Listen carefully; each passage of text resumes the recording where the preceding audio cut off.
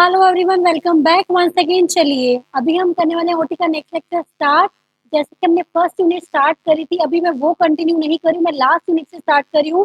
जो first unit के topics रह गए हैं वो मैं डेली बेसिस पे 1 और 2 टॉपिक कवर कर लूंगी एक एक करके। मैं पीछे से स्टार्ट करने वाली हूँ। यूनिट्स आगे से तो करते ही है, पीछे से स्टार्ट करते हैं सो दैट मोस्ट इंपॉर्टेंटली जो हमारी है वो भी कवर अच्छे से हो जाए पहले पहले फटाफट से। चलो, अब हम कौन से वाली यूनिट करने वाले हैं? अभी हम करने वाले हैं ऑर्गेनाइजेशनल कल्चर को मैनेज करना, जो आपको लास्ट यूनिट मिलेगी, मैनेजिंग द ऑर्गेनाइजेशनल कल्चर, वो हम करने वाले हैं। चलिए हम करते हैं यूनिट को start.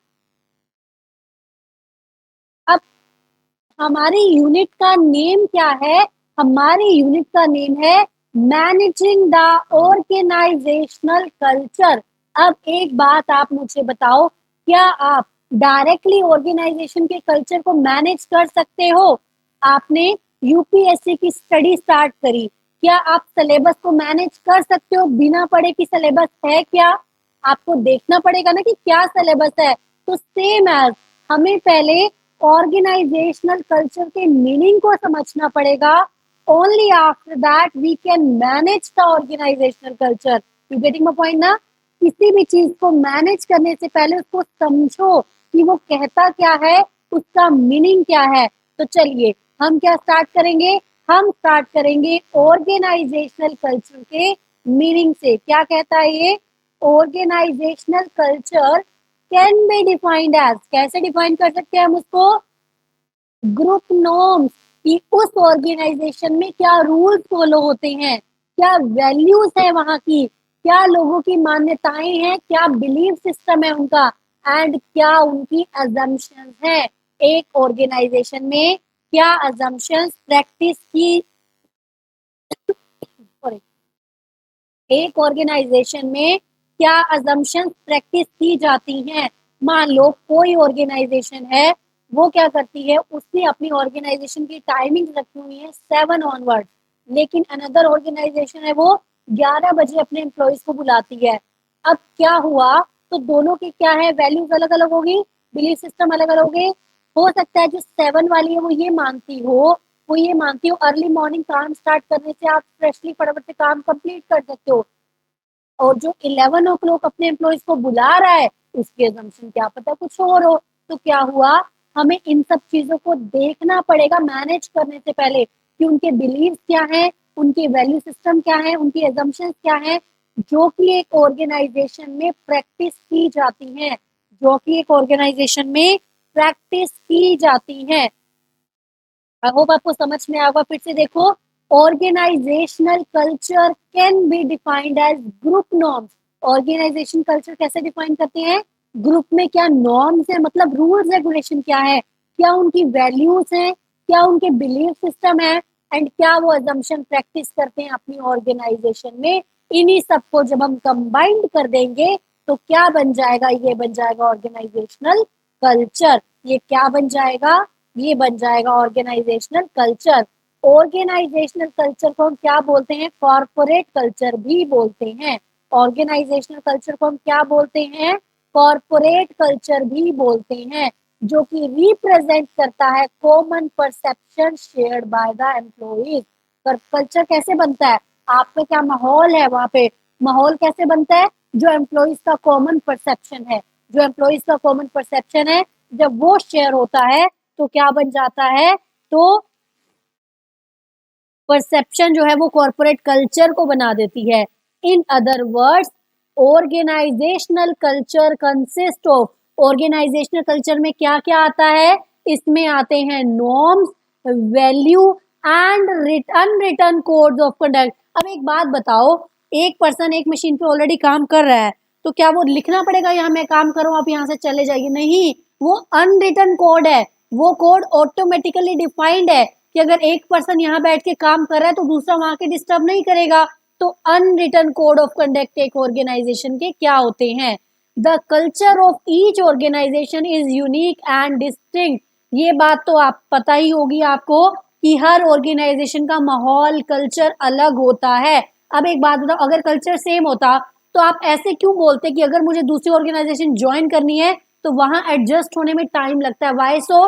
Because there is a distinct culture everywhere. हर जगह जो कल्चर है वो क्या है, वो कल्चर डिफरेंट होता है।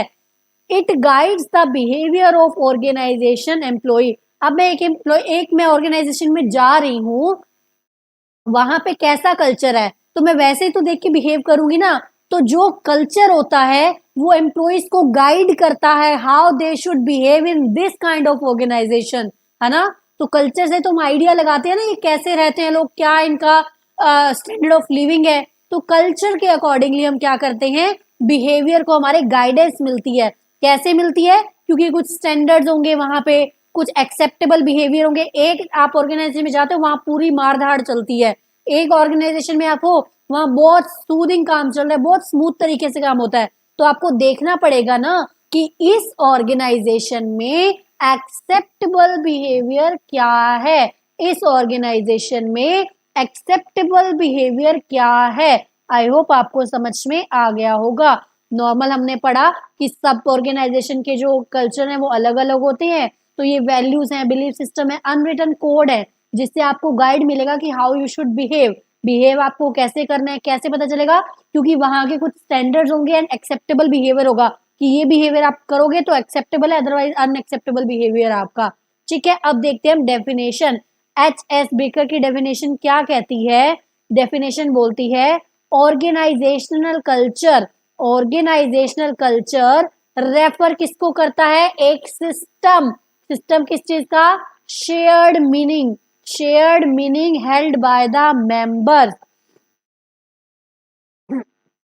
मतलब एक ऑर्गेनाइजेशन का दूसरी ऑर्गेनाइजेशन है उस चीज के बारे में क्या मीनिंग है, क्या बिहेवियर है, वो बोलते हैं organisational culture. That distinguish the organisation from another organisation. एक ऐसा शेयर्ड मीनिंग जिसकी वजह से दो ऑर्गेनाइजेशंस डिस्टिंक्ट हो जाती हैं, दो ऑर्गेनाइजेशन में डिफरेंस मेजर किया जा सकता है, that is called the culture. अब ये ऑर्गेनाइजेशन में जाओगे तो 7 o'clock ऑफिस में पहुंचना पड़ेगा, ये ऑर्गेनाइजेशन में जाओगे तो 11 बजे तक आप जा सकते हो। तो कुछ ऐसा माहौल है वहां पे जो दोनों के बीच में डिफरेंशिएट हो रहा है। ऐसा माहौल है जो दोनों के बीच में डिफरेंशिएट हो रहा है। चलिए देखो नेक्स्ट डेफिनेशन क्या कहती है? Organisational culture can be defined. Organisational जो कल्चर है उसको कैसे डिफाइन कर सकते हैं? As a pattern of basic assumption. हम जो सोचते हैं वैसा हम रिएक्ट करते हैं, जैसा हम बिहेव कर रहे हैं, रिएक्ट कर रहे हैं, वैसा ही हमारे काइंड ऑफ ऑरा बन जाता है, हमारा एनवायरमेंट बन जाता है। जो एनवायरमेंट बन गया वही तो ऑर्गेनाइजेशनल कल्चर हुआ ना। देखो पैटर्न ऑफ बेसिक अजम्पशन, मैं ये मानती हूँ जल्दी आओ जल्दी जाओ, मेरा बेसिक अजम्पशन क्या है? जल्दी आओ जल्दी जाओ। वैसे ही मैं रिएक्ट करूंगी, वैसे ही मैं टाइमिंग्स रखूंगी अपने ऑर्गेनाइजेशन की, वैसा ही वो कल्चर बन जाएगा। तो अच्छी डेफिनेशन है, क्या कह रही है? Pattern of basic assumption invented, discovered और developed by given group as it learn to cope up with the problem of the external adoption। Simple सी बात है, वो क्या बोल रहा है? ऑर्गेनाइजेशन कल्चर क्या है? ऑर्गेनाइजेशन कल्चर क्या है? पैटर्न। पैटर्न मतलब रिपीटेड बेसिस पे हो रहा है।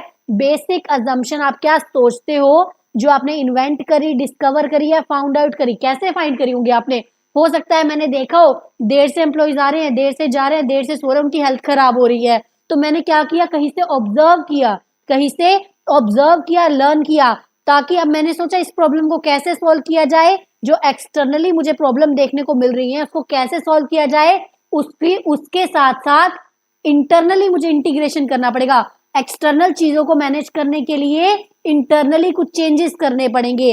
That that has worked well enough to be considered valuable, जो कि एक हमारे लिए वैल्यूएबल चीज का काम करेगी। अल्टीमेटली सिंपल सी बात ही बोलना चाह रहा है, जो आप सोचते हो वैसा आप बिहेव करते हो, जैसा आप बिहेव करते हो वैसा आप कल्चर डिफाइन करते हो। कल्चर आप कैसे बनाते हो? बाहर की प्रॉब्लम्स को सॉल्व करने के लिए, और बाहर की प्रॉब्लम को अडेप्ट, बाहर एक्सटर्नल एनवायरनमेंट को अडेप्ट करते हो। एक्सटर्नल एनवायरनमेंट कैसे अडेप्ट होगा? जब आप इंटरनली उससे जुड़ने को तैयार हो। आप किसी भी चीज को कैसे सही कर सकते हो? आप इंटरनली भी तो प्रिपेयर होने चाहिए ना उसके लिए। ये वो बात कह रहा है। And therefore to be taught the new member as the correct way to perceive, think and feel, कि कैसे, और नया मेंबर जो आएगा उसको भी गाइड किया जाएगा कि इस चीजों को आपने कैसे कलेक्ट करना है, परसीव कैसे करना है, एंड उसको रिलेट कैसे करना है in relation to those problems. Organisation culture is depicted in the form of shared thing, shared saying. Obvious ही बात है, कल्चर कब बनेगा, जब सब उसको शेयरिंग में ला रहे हैं। शेयर थिंग, कोई चीज है, किसको शेयर कर रहे हो, है ना। शेयर सेइंग हो गया, शेयर्ड एक्शन हो गया, शेयर्ड फीलिंग हो गई। ये एक बार आप लर्न कर लेना साथ में इसको। आई होप आपको डेफिनेशन समझ में आ गई होगी। अब हम करते हैं मेंटेनिंग अ कल्चर। कल्चर को मेंटेन कैसे करें, कल्चर को मेंटेन कैसे करें, कल्चर को मेंटेन कैसे करें, चलो देखते हैं।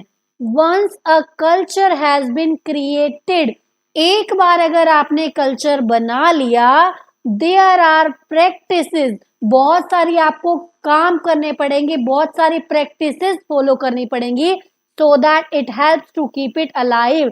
Link it with your studies. आपने एक बार कोर्स कंप्लीट कर लिया, सिलेबस कर लिया, क्या बिना रिवाइज किए आप पेपर में जा सकते हो? Is it possible to sit there and recall everything even if you have read it once? Possible ही नहीं है। आपको अगेन एंड अगेन कुछ एक्शंस करने पड़ेंगे, प्रैक्टिसेस करनी पड़ेंगी, so that you can keep it alive in your mind. इससे मुझे याद आया, मैंने जीएस के रिवीजन के लिए शॉर्ट्स लॉन्च करे हैं। अभी थोड़ा मतलब अप एंड डाउन चल रहा है, up and down in the sense कि 2 डेज में आ रहा है, 3 डेज में आ रहा है ना। तो अभी रेगुलर हो जाएंगे ये भी। रीजन इज, तो मैं इस पे वर्क कर रही हूँ थोड़ा। I am thinking to bring all those topics in front of you, so that आप लोगों का जो प्रीलिम्स के जो क्वेश्चंस बनते हैं ना, वो निकल जाएं। और मैं आपको ऐसे ऐसे क्वेश्चंस ही पूछूंगी, एंड मिस्टेक्स करोगे तो यहाँ पे बढ़िया है, मिस्टेक्स करो रादर देन एग्जाम में बैठने के बाद मिस्टेक करो। तो पार्टिसिपेट करोगे तो आपको याद रह जाएंगी। मान लो अभी आपने रिसेंटली पढ़ा भी है कोई टॉपिक, बट स्टिल आप पार्टिसिपेट ही नहीं कर रहे हो उस चीज में, तो मेरे को तो देखो डाउन होंगी, मैं तो बिल्कुल डिमोटिवेट हो जाऊंगी कि अरे बच्चे रिप्लाई नहीं कर रहे तो क्या फायदा, कि एफर्ट्स में क्या करूं, है ना। लेकिन अगर आप पार्टिसिपेट करोगे तो क्या होगा, आपको चीजें रिकॉल बेटर वे में रहेंगी, है ना। लॉन्ग टर्म के लिए रिकॉल रहता है अगर आप किसी चीज को राइट डाउन करते हो तो। चलो देखो, 3 सच प्रैक्टिसेस, कौन कौन सी प्रैक्टिसेस करनी होंगी? सिलेक्शन प्रोसेस, किसी चीज को सेलेक्ट कैसे करना है। उसके बाद जब कोई चीज सेलेक्ट हो गई, एक्शंस ऑफ टॉप मैनेजमेंट क्या रहेंगे, सोशलाइजेशन कैसे होगा। ये 3 चीजों को जब आप करोगे तो क्या हो जाएगा, आप अपने कल्चर को मैनेज करना स्टार्ट कर रहे हो। क्या हो जाएगा, आप अपने कल्चर को मैनेज करना कैसे स्टार्ट कर रहे हो। तो नंबर 1 हमने क्या पढ़ा, सिलेक्शन ऑफ एम्प्लॉइज। एम्प्लॉइज को कैसे सेलेक्ट किया जाए। तो एक बात बताओ, एम्प्लॉइज को सेलेक्ट करने में किसका हाथ होता है? एचआर लोग सेलेक्ट करते हैं, एचआर लोग डील करते हैं लोगों से। तो एम्प्लॉइज को कैसे सेलेक्ट किया जाए, एंड कौन कौन सी एचआर पॉलिसीज हैं, सूटेबल एचआर पॉलिसीज है जिनको फॉलो किया जाए, कैसे एम्प्लॉइज को सेलेक्ट किया जाए, एंड कौन कौन सी एचआर की पॉलिसीज हैं, सूटेबल पॉलिसीज हैं जो अडॉप्ट की जानी चाहिए। एक्चुअली क्या है, कोल्ड बहुत ज्यादा हो रहा है तो मेरी खुद की वॉइस मुझे बहुत हैवी लग रही है। चलो, the main purpose of the selection process, main purpose क्या होता है, हम किसी चीज का सिलेक्शन प्रोसेस क्यों करते हैं, ताकि सही तरीके के लोग हमारे पास आए। सिलेक्शन, आप एक बात बताओ, आपके पास 10 लोग हैं, आप सेलेक्ट क्यों करोगे? वही तो सेलेक्ट करोगे ना जो आपकी ऑर्गेनाइजेशन के लिए सही होगा। तो मेन पर्पज क्या हुआ सिलेक्शन का? सिलेक्शन का पर्पज ये है कि right type of people for right jobs के लिए सेलेक्ट किए जाएं। जब एक या एक से ज्यादा कैंडिडेट होते हैं, उनकी स्किल्स भी सेम है, हो सकता है इंजीनियरिंग की कोई पोस्ट है, दोनों बीटेक हैं, है ना, दोनों के स्किल्स भी सेम है, मार्क्स भी सेम है, एबिलिटीज भी सेम लग रही हैं, तो आप किसको सेलेक्ट करोगे? आप उसको सेलेक्ट करोगे जो आपको लग रहा है कि आपकी आपकी जो सीट है, आपका जो जॉब का जिस फील्ड में आप सेलेक्ट करना चाह रहे हो उसमें कौन सा बंदा फिट हो पाएगा। तो ये होता है सिलेक्शन का process. It is by selecting the candidate who can culturally match. हम देखेंगे, मान लो दोनों सब टाइप से सेम थे, हमारा कल्चर ऐसा है कि आप सॉफ्ट स्पोकन पर्सन रखो, हमें ज्यादा शोर शराबे वाले लोग पसंद नहीं है। दोनों में से आपको दिख रहा है एक पर्सन चुप ही नहीं हो रहा, एक पर्सन शांत है, आपको दिख रहा है कि हमारे कल्चर में ये बंदा फिट हो जाएगा, तो आप किसको चूज करोगे? आप उसको चूज करोगे जो आपके कल्चर के साथ मैच हो रहा है, उस पर्सन को चूज करोगे जो आपके कल्चर के साथ मैच हो रहा है। The management can think of maintaining the culture, management such type of employees will perpetuate, वो लंबे समय तक चलेंगे। अगर आप अपने कल्चर के अकॉर्डिंग लोगों को लेकर आओगे, वो लंबे समय तक टिके रहेंगे। मान लो आपको चाहिए था शांत, आप ले आए कोई बिल्कुल तोड़ फाड़ वाला बंदा, अब वो क्या करेगा, शांत लोगों को परेशान करेगा, वो लंबे समय तक आप भी उसको नहीं रख पाओगे। तो वो लोग जो आपके कल्चर के साथ मैच हो रहे हैं, दे कैन परपिचुएट, मतलब लंबे समय तक चल सकते हैं आपके साथ।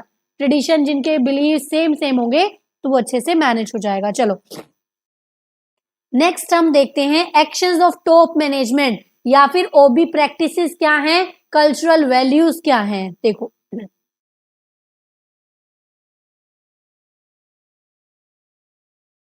Besides the managerial vision and philosophy, managerial अगर विजन को देखा जाए, उसके अलावा फिलोसफी को देखा जाए, तो टॉप एग्जीक्यूटिव जो होते हैं उनका भी ऑर्गेनाइजेशन कल्चर पे बहुत इम्पैक्ट होता है, क्योंकि वो जैसा बोलेंगे जैसा करेंगे नीचे लेवल तक वही आएगा और वैसा ही कल्चर सेट हो जाएगा।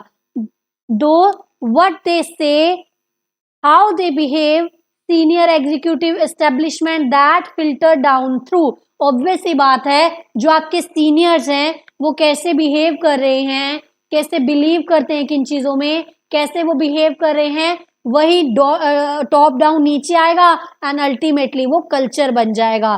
तो जो टॉप मैनेजमेंट की एक्शंस हैं वो भी बहुत इंपॉर्टेंट है कल्चर को मैनेज करने के लिए, कल्चर को मैनेज करने के लिए। ठीक है, what risk the organization as to what whether risk taking is desirable, how much freedom should be allowed to the subordinate। तो ऑब्वियस सी बात है ऊपर वाले लोगों को सोचना पड़ेगा, कल्चर अगर बनाए रखना है, हो सकता है आपने सब कुछ नीचे वाले लोगों को दे दिया, आप खुद मैनेज कर लो, भाई कल से छोड़ो, आज से ही आपका कल्चर बिगड़ जाएगा। तो क्या होगा, आपको क्या करना पड़ेगा, आपको देखना पड़ेगा अगर मुझे ऐसा ही एनवायरनमेंट क्रिएट किए रखना है, ऐसा ही कल्चर बनाए रखना है, तो मुझे कितनी फ्रीडम देनी है, कितनी उनको पावर देनी है एंड कितनी उनको अथॉरिटी देनी है, ताकि वो अपने लिमिट्स के अंदर रह के काम भी कर सके एंड जो कल्चर है वो भी मेंटेन्ड रह सके।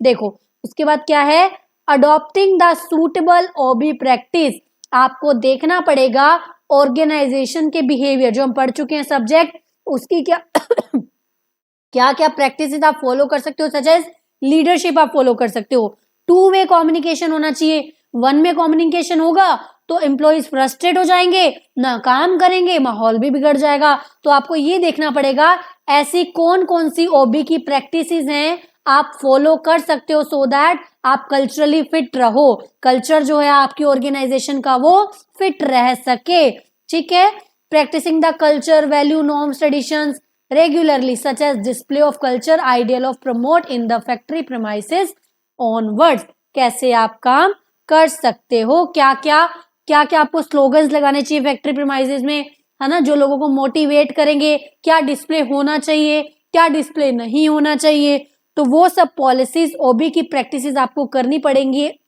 अप्लाई करनी पड़ेंगी, सो दैट कि आपका जो कल्चर है वो मेंटेन रह सके। तो ऑर्गेनाइजेशन कल्चर में ओबी भी बहुत काम आ रहा है, क्योंकि वो लोगों के बिहेवियर को जब आप रेगुलेट कर पाओगे, अल्टीमेटली आपका कल्चर ऑटोमेटिकली अच्छा बना रहेगा। नेक्स्ट आता है सोशलाइजेशन, नेक्स्ट आता है सोशलाइजेशन, लास्ट पॉइंट है इसका ये मैनेजिंग का। देखो सोशलाइजेशन में क्या हो रहा है, the process through which the employees are indoctrinated, वो क्या कह रहे हैं, ऐसा प्रोसेस जिसकी वजह से लोग कस्टम्स ट्रेडिशंस वगैरह को जान सके, उनके साथ मिलजुल सके, उसको क्या बोलते हैं, सोशलाइजेशन। सोशलाइजेशन क्या होता है, आप अपनी अपनी नहीं, आउटर एरिया में सबको देखो, उनके अकॉर्डिंग रिएक्ट करो और आप सबके साथ जेल्ड अप हो पाओ, that is called the socialisation. It is the process of adaptation, एक ऐसी प्रोसेस है सोशलाइजेशन। सोशलाइजेशन एक वन टाइम काम नहीं है, ये एक प्रोसेस है जिसके थ्रू नए एम्प्लॉइज को समझ आता है कि ऑर्गेनाइजेशन की क्या बेसिक वैल्यूज हैं, सो दैट जो उनका बिहेवियर है वो ऑर्गेनाइजेशन में एक्सेप्टेबल हो जाए, उनका जो बिहेवियर है वो ऑर्गेनाइजेशन में एक्सेप्टेबल हो जाए, that is called the socialisation. आप नई ऑर्गेनाइजेशन ज्वाइन करोगे, जाके वहां लोगों से मिलोगे जुलोगे, कुछ आपके फ्रेंड्स बनेंगे, वो आपको बताएंगे यहाँ ऐसा है वैसा है। जब आपने जाके सोशलाइज ही नहीं हुए, किसी से बात ही नहीं करी, तो आपको पता कैसे लगेगा कि इस ऑर्गेनाइजेशन में कैसे बिहेव करना है। आप जब जॉब ज्वाइन करते हो पूछते हो ना अपने कलीग से, अरे यहाँ पे कैसा माहौल है, क्या क्या ऐसे नहीं ऐसे करना चाहिए, ऐसा नहीं ऐसा करना, ऐसा करोगे तो बॉस डांटेगा, नहीं करोगे तो नहीं डांट पड़ेगी। तो क्या है, हम जान रहे हैं सोशलाइजेशन के थ्रू कि हमें क्या करना चाहिए क्या नहीं करना चाहिए, सो दैट हमारा बिहेवियर एक कल्चरल मोड में एक्सेप्टेबल हो सके। Organisation socialise all the employees, एक ऑर्गेनाइजेशन खुद भी एफर्ट करती है ताकि एम्प्लॉइज को सोशलाइज किया जाए, सबसे मिलवाया जुलवाया जाए, to ensure the perpetuation of the tradition, ताकि जो ट्रेडिशन है आपका वो चलता रहे एंड यूनिफॉर्मिटी मेंटेन हो सके, सब एक तरह से काम कर सके। Socialisation process performs two major function, socialisation जो है उसकी वजह से दो मेजर फंक्शंस परफॉर्म होते हैं। It create the uniform behaviour, socialisation क्या हुआ, आप सबसे बातचीत कर रहे हो, आप जान रहे हो कि ऑर्गेनाइजेशन में क्या होना चाहिए क्या नहीं होना चाहिए, तो आपको पता चल गया ना मुझे सबके हिसाब से कैसे बिहेव करना है, देयर बाय आपकी म्यूचुअल अंडरस्टैंडिंग बढ़ जाएगी और जो कॉन्फ्लिक्ट्स हैं वो रिड्यूस हो जाएंगे। आपको पता लग गया मेरे को ऐसी हरकत नहीं करनी कि बॉस परेशान हो, और बॉस किस चीज से परेशान होंगे आपके, वो आपके कलीग्स आपको बता देंगे, तो जिससे क्या होगा, म्यूचुअल अंडरस्टैंडिंग बढ़ जाएगी एंड जो कॉन्फ्लिक्ट्स हैं वो ऑटोमेटिकली रिड्यूस हो जाएंगे। सोशलाइजेशन से एक तो ये चीज होती है। नेक्स्ट क्या है सोशलाइजेशन से, रिड्यूसेस द एम्बिग्विटी, जो बहुत ज्यादा तामझाम जो एम्बिग्विटी होती है वो क्या होती है, वो रिड्यूस हो जाएगी। जैसे कि उनको पता होता है कि मुझसे एक्सपेक्टेड क्या है, मैं अननेसेसरी अपनी अजम्पशन लगा के कुछ भी नहीं करूंगी, क्योंकि मुझे ऑटोमेटिकली ऑलरेडी सोशलाइजेशन के थ्रू पता लग चुका है कि मेरे से कैसा बिहेवियर एक्सपेक्टेड है, सो दैट मैं ऐसे बिहेव करूं एंड सबके बीच में जेल्ड अप हो पाऊं। यहाँ पे फिनिश हुआ हमारा टॉपिक मैनेजिंग द कल्चर। एक टॉपिक और अभी हम करते हैं, मैं शायद वो फर्स्ट यूनिट का यहाँ पे अटैच करना भूल गई हूँ पीडीएफ में, कोई बात नहीं मैं कल से उसको अटैच कर लूंगी याद से। चलो सबसे पहले हम पढ़ते हैं ऑर्गेनाइजेशनल कल्चर, हमने पढ़ा ऑर्गेनाइजेशनल का जो कल्चर है उसकी इंपॉर्टेंस क्या है, क्यों हमें ऑर्गेनाइजेशन कल्चर पे जोर देना चाहिए। देखो each organisation is recognised by its culture, हर ऑर्गेनाइजेशन को कल्चर के थ्रू जाना जाता है। एक बात बताओ, हम किसी को भी जानते हैं पहचानते हैं गली मोहल्ले में, आप कहते हो ना अरे यार इनके घर का माहौल बड़ा खराब है यहाँ नहीं जाना चाहिए, इनके घर का माहौल बहुत अच्छा, बहुत पॉजिटिव वाइब्स होती है, अल्टीमेटली वो क्या है, कल्चर है, उन्होंने कैसा माहौल सेट किया हुआ है। तो क्या कह रहा है वो, each organisation same as business में भी हर ऑर्गेनाइजेशन को उसके कल्चर के थ्रू बाहर जाना पहचाना जाता है। Whenever people name an organisation, जब भी लोग ऑर्गेनाइजेशन का नेम लेते हैं, the culture attached to an organisation is immediately record. एक बात बताओ, आप अपने फ्रेंड किसी फ्रेंड का नाम लेते हो तो उसका बिहेवियर ऑटोमेटिकली माइंड में आता है ना, सेम एज जब ऑर्गेनाइजेशन का नाम लिया जाता है तो उसका कल्चर माइंड में आता है, अरे यार वहां तो बहुत हरास करते हैं वहां नहीं जाना, तो कल्चर ऑटोमेटिकली माइंड में आता है। An organisation is distinctively different from the other organisation on the basis of believes custom, जो मीनिंग में पढ़ चुके हैं।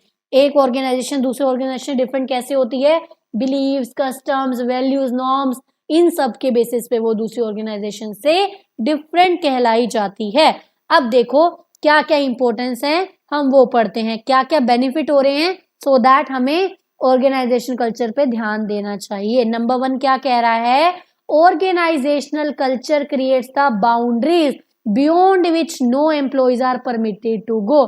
सिंपल सी बात आपको बोल दिया गया यहाँ पे ऐसा कल्चर है, आप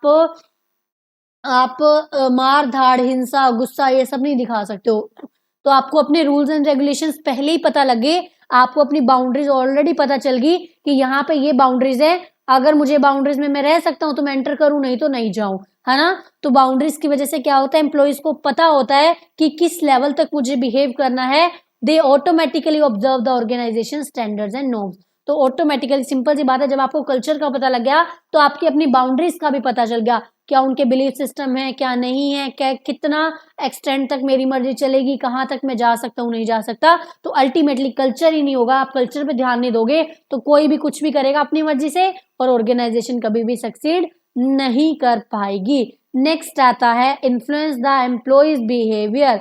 कल्चर की वजह से एम्प्लॉइज का बिहेवियर भी इन्फ्लुएंस होता है। ऑब्वियस सी बात है, आप कहीं जा रहे हो, आपको ऑलरेडी बोल दिया गया अरे भाई साहब यहाँ तो बहुत अच्छा माहौल है, आपको कोई इशू है तो आप डायरेक्ट अपने बॉस के ऊपर भी जा सकते हो, तो आप बात कर सकते हो, तो ऑटोमेटिकली एम्प्लॉय का बिहेवियर भी इन्फ्लुएंस हो गया। अरे वाह यहाँ तो बहुत अच्छा है, मेरा भी, तो वो अल्टीमेटली उस अकॉर्डिंग बिहेव करेगा। तो कल्चर ही नहीं होगा ऐसा, आपने ऐसा कल्चर ही क्रिएट नहीं करा तो एम्प्लॉयज के बिहेवियर पे भी कोई इम्पैक्ट नहीं पड़ेगा। An organisation is well recognised by its culture, ये हम पढ़ चुके हैं, क्योंकि कल्चर की वजह से स्टेबिलिटी आती है, यूनिफॉर्मिटी आएगी, सब एक जैसा सोचेंगे, एक जैसा काम करने की कोशिश करेंगे तो स्टेबिलिटी आएगी, क्योंकि क्लैशेस नहीं होंगे, टाइम वेस्ट नहीं होगा, अप्स एंड डाउन्स कम आएंगे, एक स्टेबिलिटी आने लग जाएगी। तो कल्चर की वजह से क्या होगा, स्टेबिलिटी आएगी। उसके बाद देखो क्या कहता है, द सोशल और recognition of an organisation culture make the, simple सी बात है, जब सोशली बाहर लोग आपके कल्चर की वजह से आपकी तारीफ कर रहे हैं तो अल्टीमेटली ग्रोथ तो पॉसिबल है। अगर बाहर सब लोग कह रहे हैं अरे भाई इसमें नहीं इसमें जाना है, ये ऑर्गेनाइजेशन बहुत अच्छी है, तो इसकी ग्रोथ भी तो अच्छी होगी ना, क्योंकि बाहर मार्केट में रेपुटेशन अच्छी बन रही है ना, डेवलपमेंट इसका अच्छा हो रहा है, हर डायमेंशन में अच्छे से काम करेगी, तो अल्टीमेटली ग्रोथ भी इस ऑर्गेनाइजेशन की जल्दी हो जाएगी। acts in a ways to give an organization competitive advantage। Culture अच्छा है, बाहर आपकी बाहर बहुत तारीफें हो रही हैं, सोशली बाहर तारीफें हो रही हैं, तो लोग दूसरी ऑर्गेनाइजेशन को चूज ना करके आपको चूज करेंगे, जब वो आपको चूज करेंगे तो आपके पास कॉम्पिटिटिव एडवांटेज आ जाएगा, है ना। अच्छे एम्प्लॉयज जो वहां होंगे वो भी आपके पास आ जाएंगे, तो आपके पास कॉम्पिटिटिव एज आ जाएगा एक, है ना। Culture does affect the performance, तो इसीलिए जो कल्चर है वो परफॉर्मेंस को भी इम्पैक्ट डालता है। नेक्स्ट पॉइंट है organisational culture act as the motivator. Organisation culture motivation का काम करता है, क्यों, क्योंकि आपको रूल्स एंड रेगुलेशन पहले ही बता दिए जाते हैं, एम्प्लॉय सेटिस्फाई होंगे तभी आएंगे, एम्प्लॉयज को पता होगा मैं करूंगा, मैं करके दिखाऊंगा, मोटिवेट होंगे तो वो आ जाएंगे, जिसको पता है भाई मुझे करना ही नहीं है वो पहले ही नहीं आएगा, माहौल खराब होगा ही नहीं, तो एक मोर स्पिरिट एंथुजियाज्म वाला एनवायरनमेंट बन जाता है, सो दैट हर कोई अपनी रिस्पेक्टिव जॉब को अच्छे से कर पाए। Implicit rules developed under an organisation, उसके बाद क्या बोलता है, सिंपल सी बात है, आपको इंटरनली अपनी ऑर्गेनाइजेशन के अंदर भी रूल्स जो डेवलप्ड होंगे, make the people development oriented, आपको पता है इस ऑर्गेनाइजेशन में ये रूल हैं, अगर मुझे लगेगा इनके थ्रू मेरी ग्रोथ हो सकती है तो मैं क्या करूंगी, वहां जाऊंगी, डेवलपमेंट ओरिएंटेड काम रहेगा। आपको पता है आपकी कल्चर ऐसा है, आलतू फालतू की बातें यहाँ ज्यादा होती नहीं है, सब डेवलपमेंट ओरिएंटेड है, सबको पता है एक सक्सेसफुल वे में काम कैसे करना है, तो क्या होगा, the rules are more effective than the explicit rule, तो जो आप इंटरनली रूल्स बना रहे हो वो ज्यादा आपके लिए इफेक्टिव है रादर देन एक्सटर्नल जो एक्सप्लिसिट होते हैं, है ना। तो अगर आप खुद ही कल्चर ऐसा मेंटेन कर लोगे, आपने खुद ही ऐसा कल्चर बना लिया कि डेवलपमेंट बेस्ड कल्चर है, तो बाहर की चीजें से ज्यादा वो अच्छा है, रादर देन कि आपको बाहर से डंडे पड़े, लोअर वाले आपके आके बोले भैया आप ढंग से काम नहीं करते, काम कर लो, उससे बढ़िया क्या है, आप इंटरनली ही अपना ऐसा एनवायरमेंट कल्चर बनाओ कि आप डेवलपमेंट बेस्ड काम कर रहे हो, ठीक है, कि आप डेवलपमेंट बेस्ड काम कर रहे हो। ये हमारे फिनिश हो गए यहाँ पर 2 टॉपिक्स। आई होप आपको अच्छे लगे हैं तो लाइक करना मत भूलना, लेक्चर्स देखते हो तो लाइक करने में कोई ज्यादा टाइम लगता नहीं है, आई थिंक सो। चलो अच्छे से लाइक कर देना एंड शेयर जरूर करना, so that everyone can take the benefit of these lectures, है ना, हमारा फायदा हो रहा है तो सबका भी होना चाहिए, अपने फ्रेंड्स के साथ शेयर करो। एंड यस, जिन्होंने कॉमर्स ऑप्शन ले ही लिया है ना, उनको भी बोलो सब्सक्राइब करके रखे, बिकॉज हम क्या कर रहे हैं, हम शॉर्ट्स तो कर ही रहे हैं ना, शॉर्ट्स तो जीएस वाले हैं, एंड यस आपको जीएस के जो प्रीलिम्स के मेन टॉपिक्स हैं उनके शॉर्ट्स मिल रहे हैं, साथ साथ मैं आपको बता रही हूँ जो पॉइंट पे मैं फोकस करवा रही हूँ ना, वो पॉइंट पे अच्छे से फोकस करना। चलो मिलते हैं नेक्स्ट टाइम, तब तक के लिए bye bye, keep studying and subscribe the channel for more such kind of videos, like करते रहना वीडियोस को एंड अपने फ्रेंड्स के साथ शेयर करना, तब तक के लिए बाय बाय।